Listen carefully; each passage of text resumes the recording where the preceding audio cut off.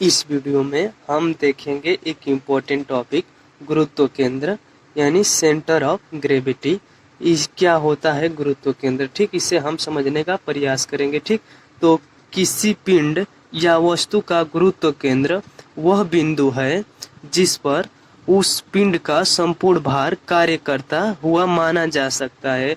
यानी ये इसका जो परिभाषा है, कहने का मतलब है, यानी कोई वस्तु ले लीजिए, इसका गुरुत्व केंद्र वह बिंदु होगा। मान लीजिए कि इसका गुरुत्व केंद्र वह बिंदु होगा, गुरुत्व केंद्र वह बिंदु होगा जिस पर संपूर्ण कार्य करता हुआ माना जा सकता है। यानी ये इसको अगर हम इस तरह खड़े कर दें तो इसका संपूर्ण भार इसके जो नेल है इस पर लग रहा है, यानी इसके छर्रा पर इसका संपूर्ण भार कार्य करता माना जा सकता है। ठीक, इसका डिफिनेशन तो आप समझ ही चुके होंगे, फिर से एक दाएं देख लेते हैं।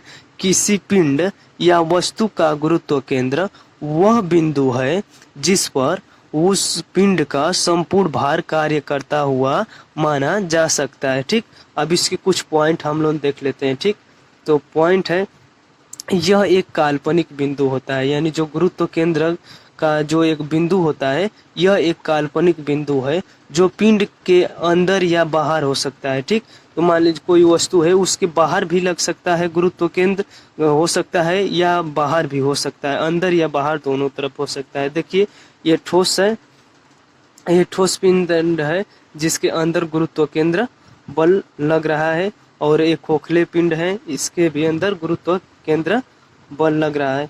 ठीक, इस पॉइंट पर। ठीक, अब एक और पॉइंट हम देखते हैं। किसी पिंड का गुरुत्व केंद्र एक स्थिर बिंदु होता है, यानी गुरुत्व केंद्र का, जैसे किसी पिंड हो गया, मान लीजिए कोई पिंड या वस्तु का गुरुत्व केंद्र एक स्थिर बिंदु होता है। ठीक, जो पिंड के स्थिति से अप्रभावित होता है, उस स्थिति से प्रभावित होता है। ठीक, अब सॉरी, अब देखते हैं, यह केंद्र के आकार पर निर्भर करता है। ये जो होता है पिंड, जो गुरुत्व केंद्र, उसके आकार पर निर्भर करता है। यानी मान लीजिए कि कोई अगर गेंद देख लीजिए गोला, तो उसका गुरुत्व केंद्र किसी और बिंदु पर कार्य करेगा। अगर उसे हम आयत ले लेते हैं, कोई आयतकार पिंड ले लेते हैं, तो उसका गुरुत्व केंद्र कहीं और लगेगा।